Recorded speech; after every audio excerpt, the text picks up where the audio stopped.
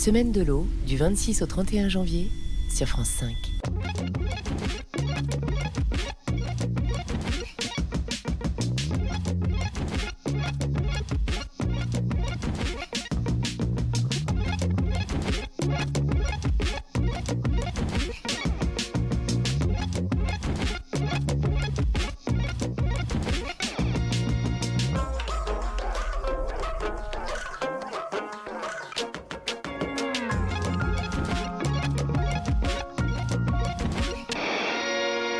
L'eau est-elle devenue un produit de luxe? Bonjour à tous, il flambe le prix du mètre cube, vous en savez quelque chose quand vous recevez votre facture. Et pourtant, cette eau n'est pas toujours très bonne. Elle est même, dans certaines régions, parfois à la limite du consommable. Alors que se passe-t-il derrière notre robinet? Beaucoup dénoncent cette baisse de qualité et pourtant, on nous dit que les normes de distribution sont de plus en plus sévères. C'est même ce qui, paraît-il, coûterait de plus en plus cher.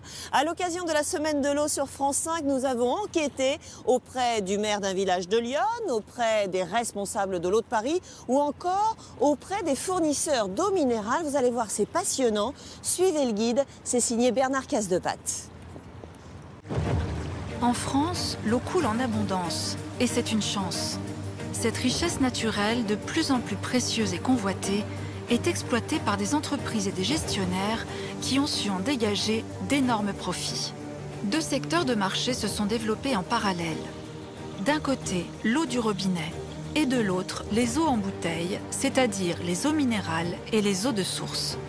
Alors que le prix moyen de l'eau du robinet est de 0,003 € le litre, celui des eaux de source est en moyenne 40 fois plus cher et celui des eaux minérales peut aller jusqu'à 300 fois le prix. Les Français sont les premiers exportateurs mondiaux d'eau minérale en bouteille. Un marché colossal d'1,7 milliard d'euros qui représente près de 3% du secteur agroalimentaire. Nous sommes pratiquement le seul pays au monde à confier notre eau du robinet à des entreprises privées qui trustent 70% du marché. Nous avons enquêté au pays de l'or bleu, un marché aujourd'hui sous pression. Et nous verrons au cours de notre enquête ce que nous payons lorsque nous achetons une bouteille d'eau. Tout industriel qui ne prend pas soin des produits qu'il met sur le marché sera un jour appelé à disparaître.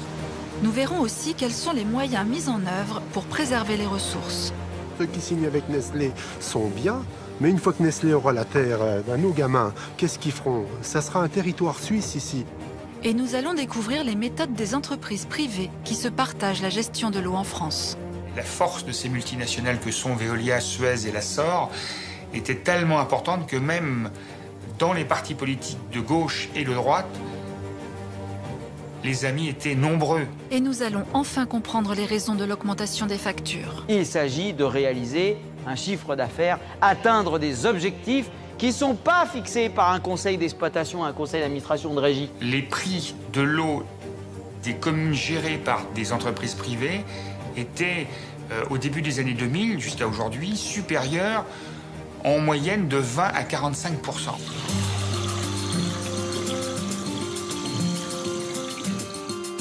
C'est à la Ferté-Bochard, tout près d'Alençon, que nous nous sommes rapprochés d'un personnage incontournable du métier de minéralier.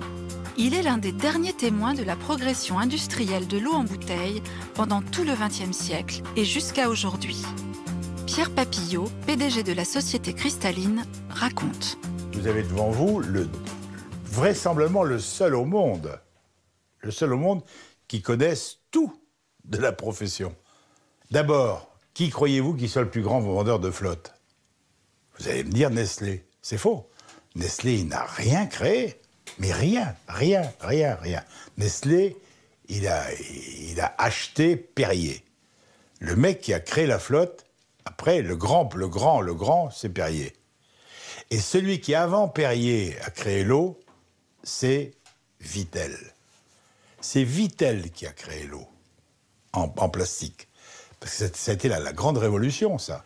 Et voilà-t-il pas que l'eau qui cherchait un partenaire pour pouvoir se vendre, on lui fait un cadeau, mais alors extraordinaire.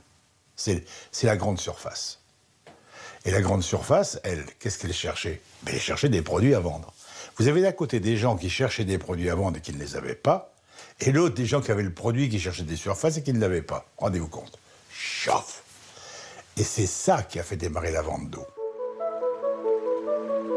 Les eaux de source et les eaux minérales naturelles sont issues de nappes souterraines profondes. Il est strictement interdit de les traiter ou de les mélanger. Mais alors, qu'est-ce qui les différencie? Eh bien, c'est exclusivement leur composition chimique. Les eaux minérales autrefois vendues en pharmacie sont reconnues par l'Académie nationale de médecine comme étant bénéfiques pour la santé. La réglementation impose que leur composition soit stable en minéraux et en oligoéléments. D'une bouteille à l'autre, on retrouve exactement la même composition. En revanche, les eaux dites eau de source n'ont pas l'obligation d'avoir une composition chimique stable. Elles répondent aux mêmes critères de qualité et de potabilité que l'eau du robinet. Alors, pourquoi les eaux minérales sont-elles si chères? Pour avoir la réponse, nous nous sommes rapprochés des grands groupes industriels qui se partagent le marché. Nestlé Waters, groupe suisse, avec Vittel, Contrex, Épar, Perrier et Quézac. Danone, groupe français, avec Evian, Volvic, Badois, Salvetta. Le groupe Alma, franco-japonais, avec Vichy, Rosana, Tonon, Saint-Amand et surtout Cristalline, qui représente 22 sources. Ces trois majors se partagent 80% du marché français, le reste est réparti entre des PME et un groupe indépendant, la Société des eaux minérales d'Augeux, qui détient 5% du marché. Nous avons voulu nous rapprocher du groupe Danone pour commencer notre enquête. Ils nous ont refusé l'accès. En revanche, Nestlé Waters a bien voulu nous répondre et nous avons pu découvrir les méthodes de travail et les coulisses de l'entreprise Vittel. Pas si simple. Pour répondre à nos questions, nous avons demandé à rencontrer un directeur du marketing. Mais au lieu de refuser, Nestlé a habilement détourné notre demande en nous présentant Fabio Brusa, directeur des affaires extérieures du groupe. L'ambition du groupe Nestlé, c'est celui de devenir l'entreprise de référence dans tout ce qui est nutrition, santé et bien-être. L'eau en bouteille donc répond pleinement à cette mission puisque l'eau, c'est la meilleure façon de s'hydrater. C'est comme ça qu'au début des années, on va dire 70, et après au début des années 90, Nestlé en France a acheté des entreprises qui exploitaient des ressources en eau minérale. Dans les années 60, une première acquisition des participations dans certaines sociétés, comme c'était le cas pour Vittel. Et par la suite, ces acquisitions partielles se sont transformées en acquisitions complètes. Donc aujourd'hui, Nestlé, avec sa division Nestlé Waters, est présent en France dans le secteur des eaux en bouteille. Au moment du rachat, Nestlé Waters a d'abord posé son empreinte sur les usines de la célèbre marque d'eau minérale. Stéphane Cachet, responsable syndical, se souvient des premiers pas du changement. En 2005, ils ont fait tomber la symbolique Vittel qui était en lieu et place du logo qui est maintenant Nestlé Waters Vosges. Donc ils ont dit maintenant l'usine s'appelle Nestlé Waters Vosges, donc il est hors de question d'avoir la marque Vittel sur l'usine. Et à Contrexéville, pareil, la symbolique Contrex est tombée pour Nestlé Waters Vosges. C'est un début du processus d'inculquer, je pense, la culture Nestlé aux salariés. Le deuxième discours qui est, on va dire, l'avantage d'appartenir à un groupe. Donc, grâce à Nestlé, on sera toujours présent, surtout pour la marque Vittel, qui est une marque d'export, c'est-à-dire en Allemagne, au Japon, dans divers pays du monde, où le support de Nestlé peut aider à maintenir cette, on va dire, pénétration du marché. Mais imposer sa marque n'a été que le début de nombreux changements. D'abord, à cause de la crise et surtout à cause de la concurrence, il a fallu diminuer les coûts et réduire la masse salariale. Il y a eu dans le plan de réorganisation que nous avons mis en place à la fois des investissements sur l'outil industriel, mais aussi une proposition de départ volontaire pour certains collaborateurs qui ont permis à ceux qui le souhaitaient d'adhérer à un plan en congé de mobilité avec des conditions favorables. Il y a donc eu 112 départs volontaires. Mais autre problème que la firme a dû résoudre. Il y a 25 ans, des nitrates issus de l'agriculture intensive risquaient de polluer la précieuse source. Nous sommes alors au bord de la catastrophe. Sécuriser un périmètre de protection devient une priorité absolue pour l'entreprise Nestlé Waters. Je pense qu'aujourd'hui, ce qu'on investit en termes de protection de la ressource n'a pas de prix pour nous, puisque c'est la condition sine qua non pour que cette qualité de la ressource d'eau minérale soit préservée dans le temps. En 1992, c'est Agriver, une filiale de la grande firme, qui va relever le défi. Christophe Klotz, nommé directeur depuis 1 an et demi, expose la méthode de protection mise en place à l'époque. Vous avez ici effectivement une photo aérienne de l'ensemble du périmètre de protection. Visuellement, on voit très bien que c'est une zone où l'agriculture domine puisqu'elle occupe les 2/3 de la surface, ce qui explique pourquoi les agriculteurs, le monde agricole est une des parties prenantes les plus importantes pour nous. Et ensuite, vous avez la forêt qui correspond à peu près à 25%. Et puis après, le reste, ce sont les zones urbaines qui sont essentiellement, avec les routes, protégées. J'en veux pour preuve 0 pesticides dans les communes. Et il n'y a pas 1 gramme de pesticides utilisés sur les voies ferrées. Ce programme concerne en priorité les terres agricoles qui représentent 70% du territoire à protéger. Nestlé Waters va alors négocier directement avec les agriculteurs. Pour atteindre leur objectif, ils proposent de racheter les terres 2 fois plus cher que le prix du marché. Tout à fait au démarrage de notre aventure, nous avons proposé à des agriculteurs finalement de rentrer dans notre schéma. Un certain nombre n'ont pas souhaité, ont préféré partir peut-être du territoire. Certains ont arrêté également leur exploitation. Ce qui nous a amené à acheter des terres pour les mettre gratuitement à la disposition des agriculteurs qui, eux, ont souhaité rentrer dans un schéma qu'on leur a proposé, en échange du respect d'un cahier des charges respectueux. La Convention propose un contrat de 18 ou 30 ans, imposant une agriculture moins agressive avec 0 pesticides. Quelques kilomètres plus loin, Christophe nous présente un des premiers agriculteurs qui a signé la charte Nestlé Waters. Il y a 20 ans, Jean-Claude s'est engagé dans l'aventure. C'est un bail. Oui. Ah, Jean-Claude. Monsieur Gilles, ça va? Vous avez attendu un petit peu? Sur de compostage? C'est l'heure.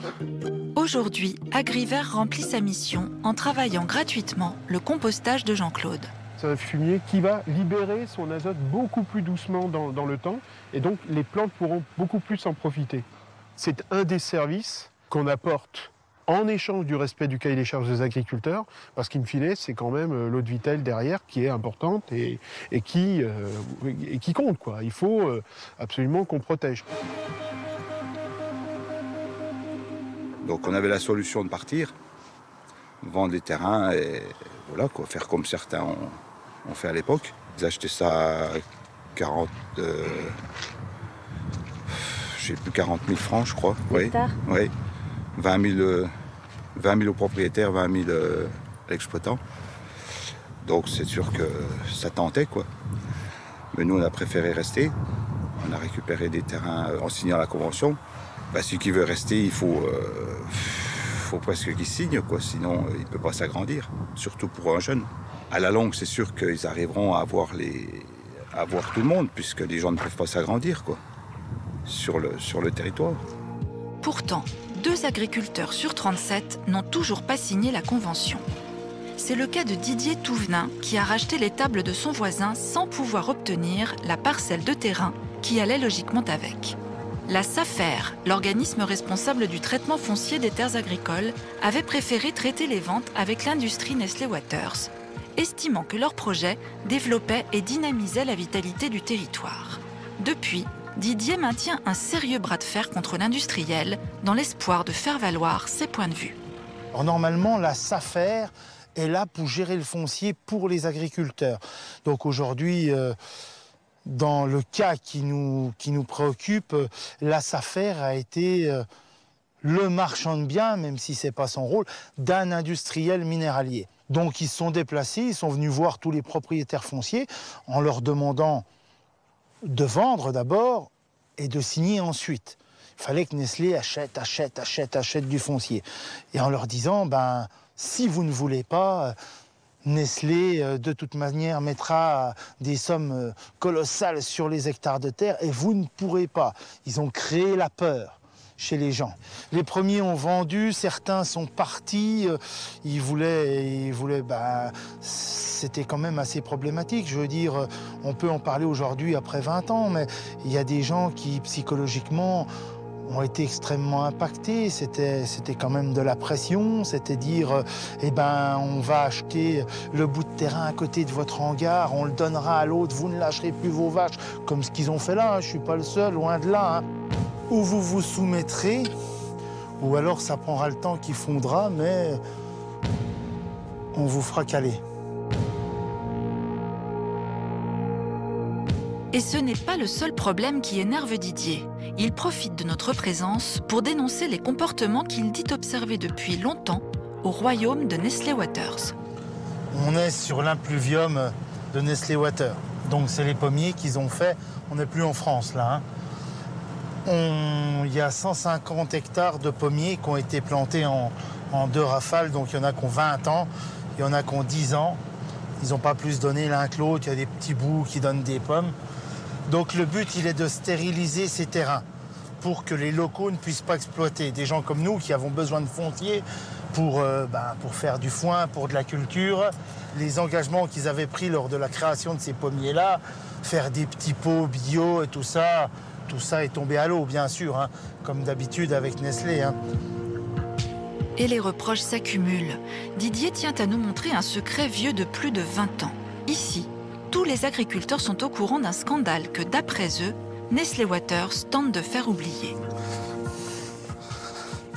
Faut que vous puissiez voir les déchets de plastique de première génération de notre industriel minéralier pollueur Nestlé, qui nous prône l'écologie. C'était les premiers essais qu'on démarrait en 68, qu'ils ont tout simplement baigné pendant, déjà sur une bonne quinzaine d'années, quoi. Vous en avez sur des surfaces énormes. C'est les débuts du plastique où Nestlé est rentré à Vittel. Bon, je le redis, hein, ils n'étaient pas majoritaires, même si c'était eux qui menaient la danse au conseil d'administration. D'ailleurs, on peut voir aujourd'hui, c'est eux qui ont les 2 sites, hein, personne n'est dupe. Hein. Nestlé n'a pas à se soumettre à la loi française et encore moins à la loi agricole française. C'est un État dans l'État. Je pense que vous n'avez pas eu facile de trouver des gens qui veulent bien être filmés pour vous parler. Ceux qui signent avec Nestlé sont bien, mais une fois que Nestlé aura la terre, nos gamins, qu'est-ce qu'ils feront? Ça sera un territoire suisse ici. On n'aura plus aucun pouvoir. Nos gamins ne s'installeront jamais dans notre région vosgienne sur Vittel-Contrex. Donc à cette heure-ci, qu'est-ce qu'on va entendre? On va entendre nos gamins nous dire toi t'as bien vécu en tendant la main de Nestlé, mais aujourd'hui on est mort, quoi. Le grand-père était paysan, mais nous aujourd'hui on n'a plus qu'à se barrer ailleurs parce que tu nous as vendu. On a un peu plus de fierté que ça. Quand le conseil d'administration a statué, j'ai dit que je ne pouvais conventionner avec des gens qui ont des décharges. J'ai demandé que les surfaces, les plus de 150 hectares de pommiers, soient gérées par des gens responsables et que, grosso modo, les engagements qu'ils avaient pris sur les salariés soient respectés. Aujourd'hui, ils ont viré plus de 2 tiers du personnel et ça ne gêne personne. Nestlé, pour nous, c'est un beau parleur, quoi. C'est une prostituée qui s'habille en bonne sœur et qui fait la morale de la braguette à des gens qui n'en ont pas besoin et qui continue à faire des passes de temps en temps à droite à gauche. Alors, que répond le représentant du groupe à ce problème de décharge sauvage? S'il y a des situations de ce type-là, il faut déjà identifier quelles sont les responsabilités. Donc je pense que ça, c'est une première étape. Et voir avec des experts quelles sont les mesures possibles à mettre en place. Nestlé réfute l'accusation de stérilisation des terres. Et s'il reconnaît que le projet de production de pommes bio a été abandonné, il affirme que 2 producteurs devraient reprendre en 2014 l'exploitation des vergers. Par ailleurs, il certifie n'avoir jamais procédé à des licenciements collectifs. En 2009, par exemple, signé une convention de redynamisation avec les services de l'État qui a permis d'injecter sur le territoire à peu près 3,6 millions d'euros financés entièrement par Nestlé Waters et qui ont permis la création déjà de 287 emplois. Mais depuis une vingtaine d'années, le marché de l'eau a changé. Le groupe est soumis à une pression économique de plus en plus forte, en particulier avec l'arrivée de nouveaux acteurs. la guerre de l'eau. Hein. Maintenant, c'est plus non plus l'époque d'il y a 20 ans où il y avait 5-6 grandes marques nationales au niveau de l'eau. Dire, il y a 15 ans, avec l'arrivée de Cristalline, ça a quand même pas mal bouleversé le marché de l'eau en bouteille. Donc derrière, la guerre des prix qui va avec, la concurrence de l'eau du robinet, des carafes filtrantes. Et il ne faut pas se voiler la face, ça a quand même chamboulé, on va dire, voilà, le marché de l'eau embouteillée. Et intrinsèquement, c'est des grandes marques comme Vittel, Contrexéville ou Volvic ou Evian qui en ont subi les conséquences. Cristalline. Derrière cette marque se cache une vingtaine d'eaux de source réparties à travers l'ensemble du territoire. Cette stratégie de développement en toile d'araignée permet de réduire les coûts de la production et du transport. Les bouteilles parcourent seulement 150 km, quand les autres en font 4 fois plus pour atterrir sur la table du consommateur. Pour alléger le coût du transport, la bouteille a fait aussi sa révolution. C'est Vittel qui a apporté la bouteille PVC. C'est celle-là qui est arrivée sur le marché. Et alors la deuxième grande révolution, alors celle-là c'est la plus colossale, enfin, non, il fallait l'autre. Ça a été le PET, un autre matériau. Le PET, le voilà. Tiens, regarde. Regardez-moi ça. Incassable. Voilà le secret de cette bouteille. Vous faites ça avec une bouteille de PVC, elle est explosée. Puis le goût aussi. Donc voilà la révolution. Et le PET, c'est passé comment pour les chaînes de fabrication? Puisqu'il fallait créer plusieurs machines, autant les créer à plusieurs endroits. C'est ça qui a fait qu'on s'est installé comme ça. Aujourd'hui, ça devient un acte d'intelligence. Pourquoi? Parce que le pétrole a augmenté et le transport. L'entrepreneur a également développé un secteur de recyclage de PET qui réduit considérablement le prix de la bouteille. Luc Bayens, le numéro 2 de l'entreprise, nous explique ses objectifs. Alors donc ici nous sommes au centre de collecte de bouteilles, donc des bouteilles qui viennent donc des centres de collecte de toute la métropole lilloise. Et donc ces bouteilles de couleurs différentes, vous avez des bouteilles de couleur verte, des bouteilles de couleur blanche transparente, vont être traitées, triées, lavées, pour ensuite, ce qui est le plus important, c'est faire du PET recyclé, parce qu'effectivement nous sommes les seuls en Europe, et peut-être dans le monde, à être totalement intégrés. Depuis la fabrication des bouteilles, des préformes, des bouteilles, remplir, les vendre, les recollecter, nettoyer. On récupère par an l'équivalent de 15 000 tonnes de PET, ce qui correspond à peu de choses près à 600 millions de bouteilles, voyez-vous. Donc c'est un chiffre très significatif. Et on en fait, avec ces tonnes, l'équivalent de 13 000 tonnes de PET recyclés, qui sont ensuite transformées en préformes, puis en bouteilles, et puis le cycle redémarre. Pourquoi vous avez fait ça? Pourquoi vous avez cherché à recycler? Parce que je m'appelle Pierre Papillot, puis c'est tout. On ne gagne pas un rond là-dedans. Seulement, moi je dis, les pollueurs doivent être les payeurs, puis c'est tout. Alors, il est incontestable que c'est nous qui mettons dans la mare, sur le sol, on met des éléments polluants. Eh bien, nous, on reprend ces éléments et on les recycle. Donc, on ne pollue plus. 13 000 tonnes de PET recyclés, c'est exactement la quantité de plastique qu'une usine d'embouteillage peut fabriquer, sachant qu'il faut réinjecter 40% de pétrole brut. Mon profit, net, mon profit net, est de l'ordre de 2 francs. Mais vous n'êtes pas capable de comprendre ce que ça veut dire. 2 anciens francs. Par bouteille? Oui, c'est-à-dire... 1,5 litre, on va dire. Oui, à peu près. 1,5 litre, on s'en fout, c'est par bouteille, on s'en fout. On confond tout, là. Parce que la marge que l'on a, par bouteille, on va dire, par 1,5 litre, 2 francs. 0,3 centimes d'euros. Parmi nos interlocuteurs, Pierre Papillot est le seul à nous avoir communiqué son bénéfice. Cristalline est le premier vendeur en volume, mais il reste le 3e derrière Nestlé et Danone en valeur financière sur les ventes. Une preuve que dans un marché sous pression, les minéraliers sont dépendants des grandes et moyennes surfaces, et donc des géants de la grande distribution. Il y a 20 ans, on avait 1000 clients. Il y a 10 ans, on avait 100 clients. Aujourd'hui, on a 10 clients. Voilà. Un client, c'est par exemple Carrefour, un client, c'est par exemple le groupe Auchan, un client, c'est par exemple Leclerc. Donc, ce qui fait que Ces clients sont également très importants, par rapport à nous.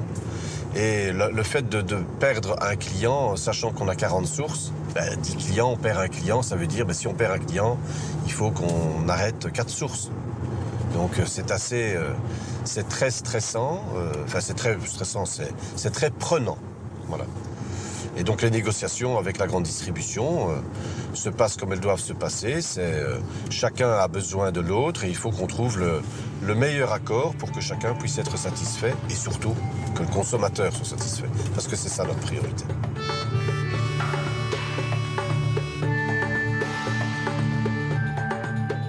Au cœur de cette bataille des ventes et du marché de la distribution, nous sommes allés du côté des Pyrénées rencontrer la société des eaux minérales d'Augeux, la SEMO.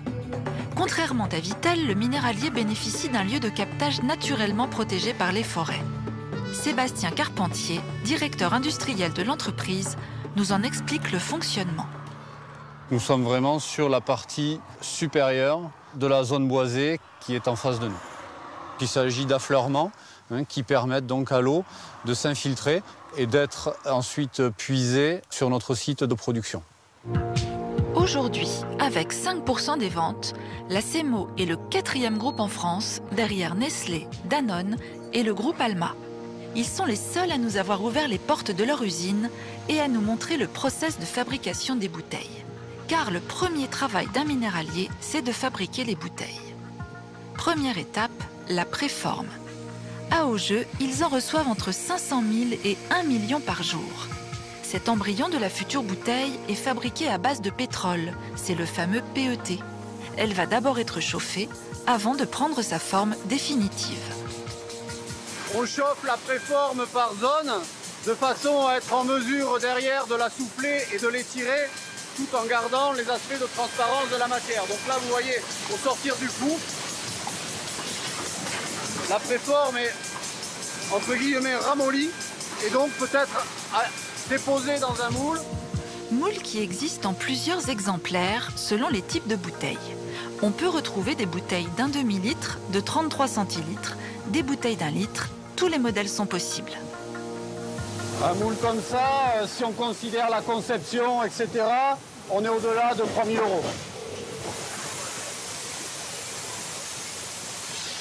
Et pour faire une série de bouteilles, il faut au minimum 12 moules sur la chaîne d'embouteillage. Ce sont des machines effectivement de haut niveau qui, de par leur fiabilité, leur niveau d'automatisation et leur technicité, nous permettent effectivement d'une part d'être productifs et d'autre part d'optimiser véritablement le poids de nos emballages.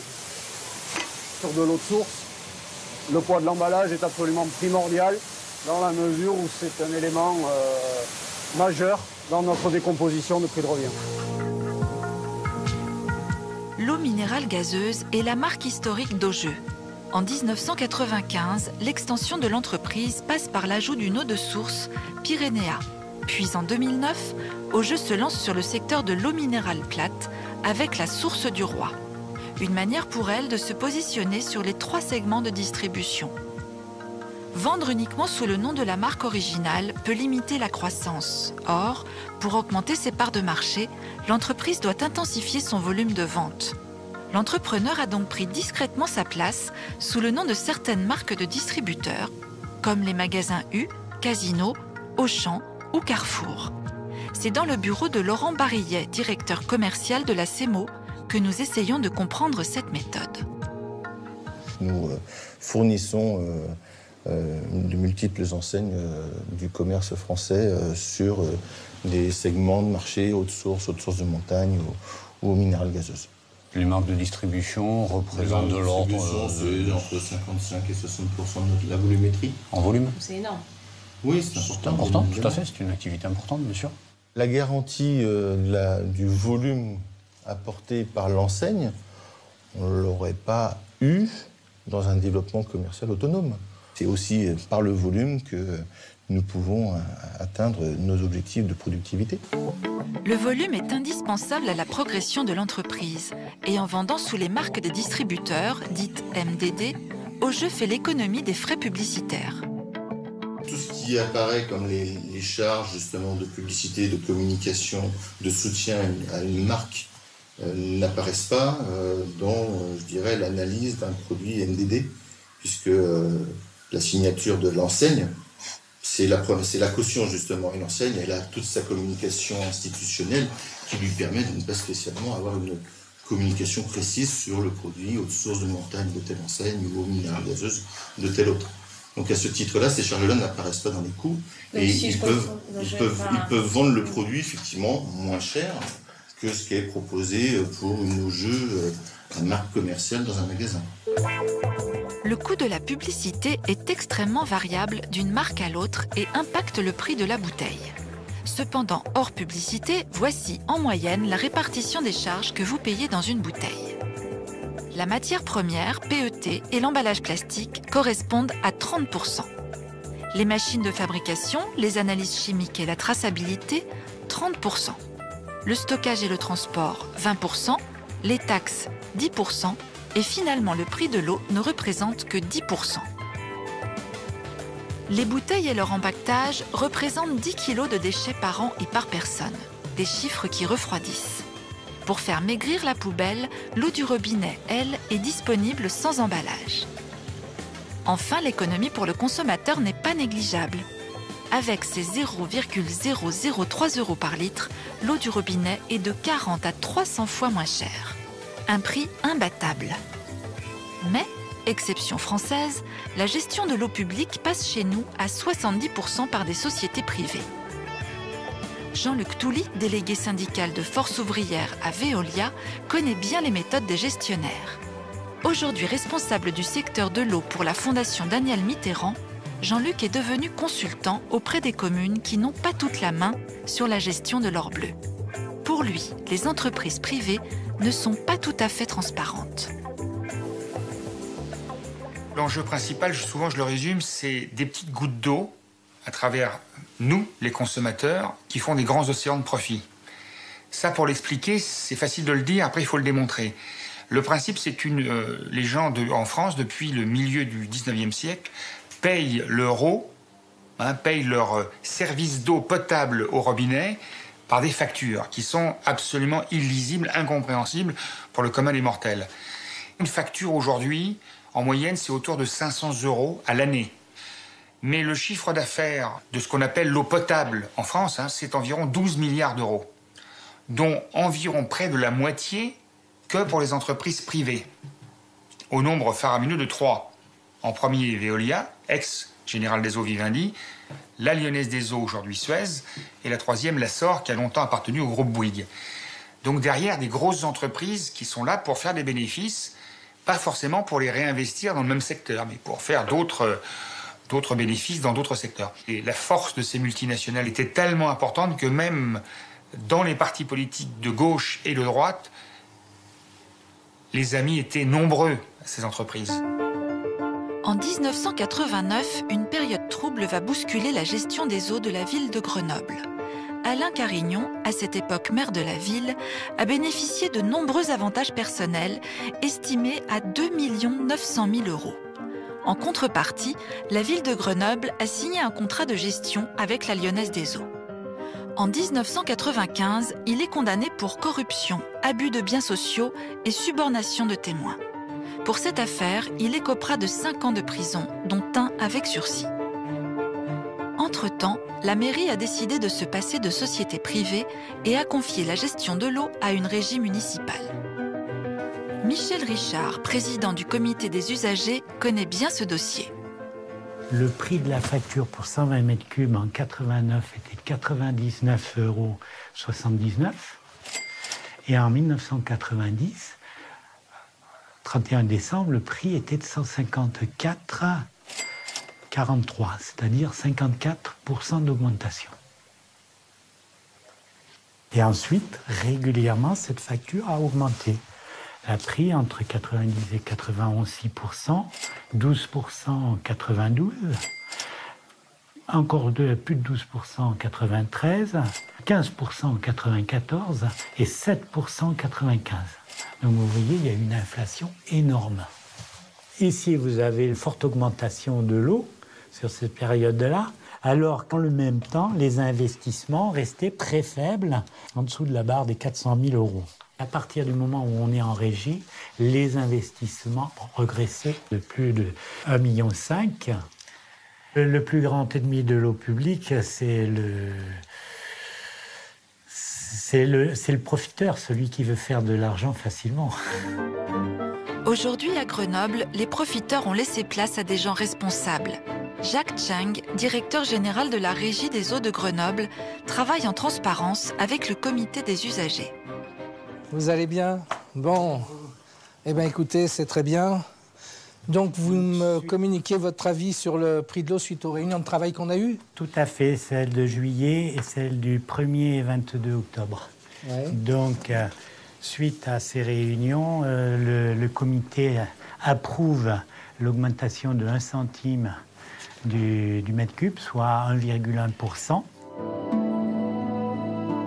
Maintenant que la confiance s'est de nouveau installée, il est temps de revenir aux sources. À Grenoble, l'eau est un trésor particulièrement protégé.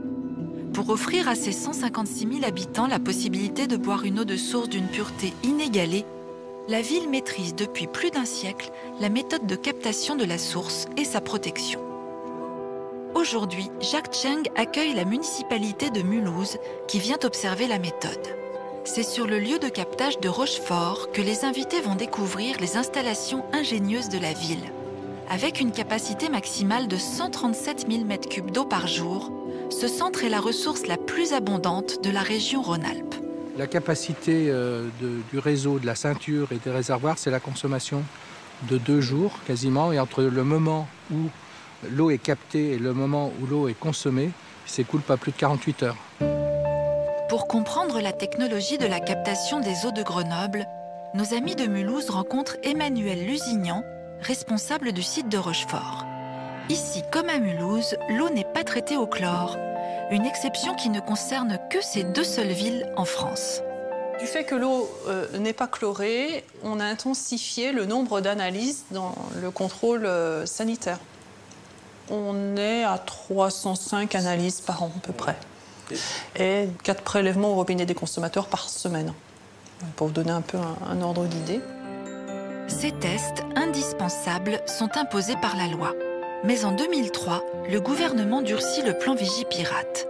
La quantité de chlore est doublée dans les tuyaux pour détecter une éventuelle attaque terroriste dans l'eau.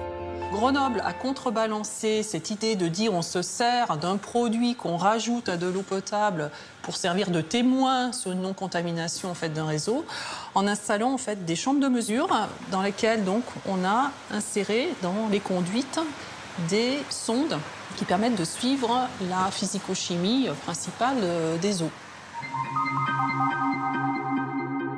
Les sondes analysent et protègent le réseau en temps réel, un investissement de 22 500 000 €. Un budget exceptionnel par rapport aux 5 à 6 millions d'euros investis habituellement par an.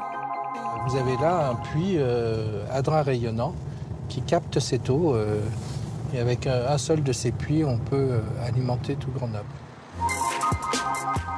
Avec 5 puits de ce type, le captage de Rochefort est mondialement réputé pour la pureté de son eau. Jacques Cheng propose à une nouvelle collègue de visiter l'un d'entre eux. On a un puits, vous voyez, qui fait 30 mètres de profondeur. C'est en fait le drac qui est en surface et qui s'infiltre. Et il y a une partie d'eau qui reste en surface et puis c'est la partie souterraine que l'on puise à travers ces drains. C'est pour ça qu'elle est complètement pure. Aujourd'hui, cette eau, en plus, on la vend très peu cher. Donc, et je pense que les mutations, les évolutions que vont vivre aujourd'hui le secteur de l'eau sur l'agglomération et les diverses communes par des mutualisations vont conduire à un partage des ressources pour qu'il y ait une utilisation la plus rationnelle et qui va dans le sens de l'intérêt général au niveau de l'ensemble d'un bassin versant. Si Grenoble cherche à mutualiser les moyens de distribution de son eau, elle est aujourd'hui l'une des villes les moins chères de France, à 2,93 € le mètre cube. Les Français sont loin d'être égaux devant leur facture d'eau. Alors que la moyenne nationale du prix de l'eau et de son assainissement est aux alentours de 4,15 € le mètre cube, il est très variable d'une ville à l'autre. Principale raison de cet écart de prix, le fait que les leaders privés de la distribution de l'eau du robinet se sont longtemps partagé le marché en situation de monopole. Notre enquête nous a rapprochés de l'ancien maire de Viry-Châtillon. Il se rend aujourd'hui à Saint-Malo pour soutenir un collectif d'usagers qui veut le rencontrer pour son expertise de la politique de l'eau en France. Gabriel Amar est aujourd'hui président de la communauté d'agglomération des lacs de l'Essonne. En juillet 2010, il a créé une régie publique et son expérience peut servir d'exemple. Ce soir, il doit intervenir pour apporter ses lumières à la facture des usagers. Nous partons de l'idée qu'accéder à l'eau est un droit, que l'eau est un bien commun, gratuit dans la nature. Les autres sont là pour vendre de l'eau, donc il faut qu'ils produisent, il faut qu'ils transportent, et ils appliquent de manière aveugle souvent à des clients qui, quels que soient les usages qu'ils font de l'eau, eh bien, les facturent de la même manière. Et quand en plus, ils peuvent les inciter à consommer beaucoup, ils leur proposent des tarifs dégressifs, histoire de les inciter à laisser les robinets ouverts.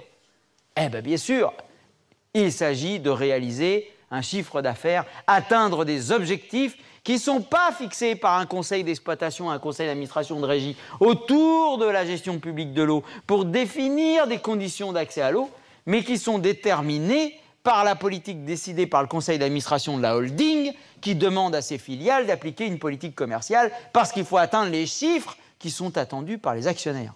Moi, j'ai fait des démarches par rapport au syndicat de Beaufort qui m'a certifié et écrit que le mètre cube de l'eau est de 3,17, toutes charges comprises. Alors, j'ai une facture de 17 mètres cubes, j'ai payé 226 €. Alors, vous faites le calcul, combien coûte le mètre cube?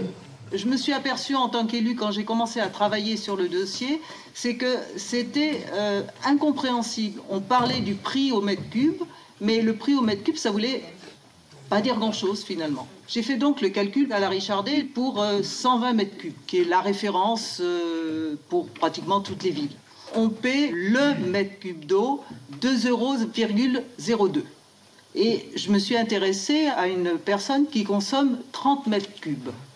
Et je me suis aperçue à ce moment-là que le prix du mètre cube d'eau passait à 3,83 €. À quoi est due cette grosse différence? C'est dû à la part fixe. Alors, la part fixe à la Richardet est de 68 €. Voilà pourquoi, madame, vous, pour 17 mètres cubes, c'est une petite consommation, eh bien, vous payez un prix au mètre cube qui est très fort.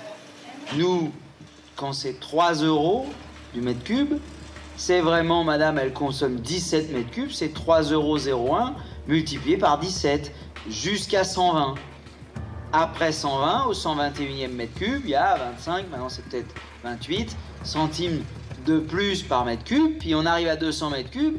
Pour que cette progressivité, elle soit vraiment une incitation à moins consommer, il faut supprimer la part fixe. La part fixe est une manière pour les opérateurs privés de gagner facilement de l'argent. Mais dans ce domaine, ils ne sont pas à court d'imagination. En voici un autre exemple. À Veolia, par exemple, il y a environ 8000 contrats. Il s'avère que pratiquement sur chacun des contrats, cette entreprise, mais c'est vrai pour Suez aussi, et la SOR, il compte un peu moins ou beaucoup plus qu'un salarié par contrat. Dans une commune peut-être de 1000-2000 habitants, on va avoir 0,5 équivalent temps plein, vous voyez. Et puis dans une grosse commune, comme Fleury-les-Aubrais, qui n'est pas une grosse commune non plus, hein, Fleury-les-Aubrais, quelques milliers d'habitants, 5 équivalents temps plein. Admettons qu'ils en comptent un, il y a 8000 contrats, il y a 8000 salariés qui travaillent pour ces différentes communes. En réalité, il n'y a que 300 salariés qui travaillent. Donc il y a un peu de surfacturation. Justement, à Fleury-les-Aubrais, l'action d'un collectif d'abonnés reproche à l'opérateur privé de ne pas respecter les règles. Face à ces pratiques, le collectif veut changer et souhaite confier la gestion de son eau à une régie communale. Pour affûter ses arguments, il fait appel à Jean-Luc Touly qui vient en tant que consultant les aider à convaincre le maire de la ville. Ce soir, une réunion publique est organisée. Alors, le collectif sera-t-il entendu ? Si victoire il y a, c'est au moins celle d'avoir pu convaincre qu'il fallait chercher d'autres voies pour la distribution d'eau à Fleury-les-Aubrais. Une semaine plus tard, le conseil municipal de Fleury-les-Aubrais va entériner la proposition du maire. Verdict, une gestion mitigée, moitié publique, moitié privée. Alors, qui est pour cette délibération ? Qui est contre? 3. Qui s'abstient? Pas d'abstention. Merci, est donc ainsi adopté. Le conseil a choisi un retour en régie publique pour la gestion administrative, mais bizarrement, ce sont les opérateurs privés qui exécuteront les travaux d'entretien du réseau. Le collectif réagit mal à cette décision. Le gros problème aujourd'hui, c'est qu'on propose à nouveau que ce soit des groupes privés dans la délibération, parce que ça sera sous-traité. Donc ça n'est pas bon pour le collectif citoyen, tous ceux qui ont signé la pétition. Ça, Jean de Bray a pu le faire, nous pourrons tout à le fait. faire. Puis d'autres villes, il y a tout un tas, il y a Saran, en France, il y a plein de villes qui le font. En France, de nombreuses villes ont fait le choix de déléguer en régie publique la gestion de leur eau potable. En 2010, Paris se rebelle contre la position dominante des opérateurs privés qui gèrent jusqu'alors l'eau de la capitale. Leur contrat n'est pas reconduit. Anne Lestrade, présidente d'Eau de Paris, a piloté cette révolution. Avant, nous avions sur Paris 3 opérateurs en délégation. Il n'y avait aucun contrôle sérieux sur le service, à la fois technique, économique et de qualité de la prestation. On avait une opacité financière très très grande. Nous avons donc voulu rompre avec ce service qui n'était pas le plus efficace. C'est vrai qu'avec la régie depuis le 1er janvier 2010, on est dans un système totalement différent qui est vraiment à la fois plus évalué, avec des objectifs de performance donnés à la régie, beaucoup plus ouverts sur le monde extérieur. Haute-Paris se singularise aussi depuis des années dans sa volonté de travailler avec les acteurs de terrain, et notamment avec le milieu agricole, pour vraiment lier les questions eau, préservation de la ressource et les enjeux agricoles. On a des partenariats avec une partie du monde agricole, avec une contribution financière d'Haute-Paris pour accompagner les agriculteurs dans un changement de pratiques culturales. 3 millions d'usagers sont raccordés par 470 km d'aqueducs qui acheminent l'eau par gravité. Chaque jour, 550 000 m3 d'eau potable sont distribués, ce qui correspond au volume d'une tour Montparnasse et demie. C'est ici, aux sources de la Voulzie tout près de Provins, qu'une trentaine d'agriculteurs ont accepté la charte de la mairie. Aujourd'hui, Sandra Cambournac, animatrice du projet, va à leur rencontre pour faire un bilan sur leur expérience. C'est compliqué parce que les agriculteurs ont déjà des pratiques qui peuvent être même de père en fils, en fait, qui sont transmises de père en fils. Ça demande quand même du courage de changer ces pratiques. C'est en 2008 qu'Arnaud François se lance dans l'agriculture en reprenant la ferme de ses parents. Sandra l'a rapidement convaincu de protéger la ressource d'eau pour les futures générations.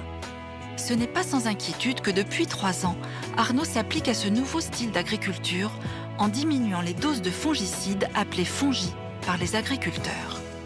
Si on met des fongies, c'est qu'il y a une raison. Globalement, avant toute intervention, on va regarder si la maladie est présente.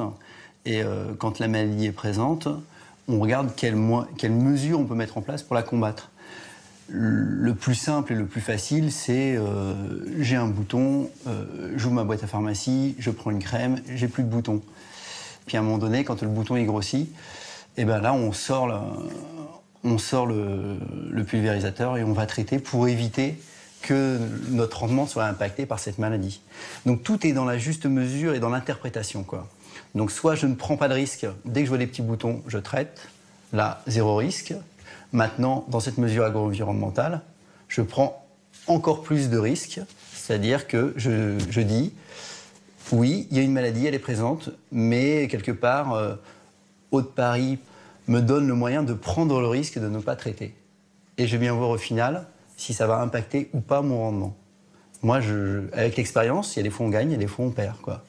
Et quand on perd du rendement, on perd de l'argent. Donc c'est pour ça qu'il y a une subvention qui est là pour nous aider à prendre ces risques quelque part. Donc pour l'instant, ça se passe bien, mais on n'aimerait pas que ça se passe, par exemple... C'est un dictat, quoi. L'image que tout le monde a en tête, hein, c'est Evian ou Vittel, je ne sais plus très bien, où eux, pour protéger leurs ressources, ils ont fait une réserve d'Indiens. C'est-à-dire qu'ils ont racheté tout le territoire, et après ils sont maîtres d'œuvre sur leur territoire, et ils disent aux agriculteurs, tu as le droit de faire ci, tu as le droit de te déguiser en indien et de faire le gentil avec ta petite vache, mais j'en ai rien à faire que ce soit pas rentable, moi je t'achète et je te donne de l'argent pour ça. Nous, on n'aimerait pas ça ici. Nous, on a envie d'être responsables. On écoute les spécialistes qui nous disent est-ce qu'on pollue, est-ce qu'on ne pollue pas, et on en tient compte, on n'est pas fous. On est les premiers à vivre dans cette nature. Si je m'amuse à polluer la ressource en eau, mon gamin, il ne va pas vivre très vieux. Finalement, si l'eau se dégrade depuis 50 ans, on peut être sensible et rassuré par l'attention que les professionnels lui portent aujourd'hui pour la protéger. La défense de l'or bleu est tout simplement l'enjeu de l'avenir. De plus en plus de jeunes prennent conscience de l'importance de préserver l'environnement et s'emparent de ce combat pour protéger ce bien si précieux, indispensable à la vie. C'est au centre universitaire de Jussieu que de futurs hydrogéologues apprennent à goûter l'eau sur les conseils avisés de leur professeur, Guylain de Marcilly. Alors on va commencer par une eau qui est considérée comme l'eau neutre. Alors, restez pas assis, venez boire. On va goûter l'eau d'Évian ensemble, essayer de voir ce qu'on peut dire sur cette eau-là. Goûtez. Vous aimez? C'est un peu huileuse. Quand ça vous coule dans le dosier. Maintenant, on va prendre une autre eau qui s'appelle Volvic, qui est une eau qui vient des volcans d'Auvergne. Elle est un peu âcre, Donc ça, c'est un goût d'eau cristalline. Vittel est contacté des eaux de calcaire qui sont très chargées en sulfate. Je trouve que la Vittel, c'est un peu de la Contrex coupée. Wattweiler. Vous êtes de par là-bas? Ah non. Je regarde la télé. Un peu fade, ouais. Quelque chose comme ça par rapport à Volvic, aucun goût prononcé. Qu'est-ce qu'il nous reste à goûter là? Ça, c'est une source quelconque. Chantraine, c'est une source pas loin, et donc c'est local. Je trouve l'eau cristalline. Servez-vous à partir de l'eau du robinet là? Moi, j'ai bien aimé la blanche, la Montroucousse. Après, il y a un choix qui est fait aussi d'eau, c'est par rapport au prix de l'eau, forcément. Si vous êtes né dans un pays calcaire, vous aimez l'eau d'Évian. Si vous êtes né dans un pays cristallin, vous aimez l'eau de Volvic. On ne peut pas changer. C'est fini. Vous n'aimerez jamais que l'eau de l'endroit où vous êtes né. Qu'est-ce qu'on fait? On fait le square de la Madone? Allez, le square de la Madone. Le square de la Madone, en plein cœur de Paris, dans le 18e arrondissement, restitue gratuitement aux Parisiens une eau pure et limpide, puisée à 800 mètres de fond. Les eaux sont multiples, variées. Alors plutôt que d'en choisir une, pourquoi ne pas profiter de leur richesse et de leur diversité? Ici comme ailleurs, qu'il s'agisse d'eau minérale ou d'eau du robinet, le droit à une eau potable, salubre et propre est un droit fondamental, essentiel au plein exercice de la vie pour tous les hommes de notre planète.